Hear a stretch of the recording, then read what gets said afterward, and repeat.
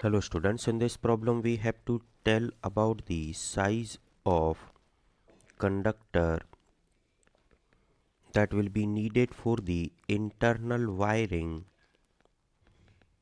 of a circuit in a general use panel of 480 volt 3 phase motor which has 21 ampere of FLA.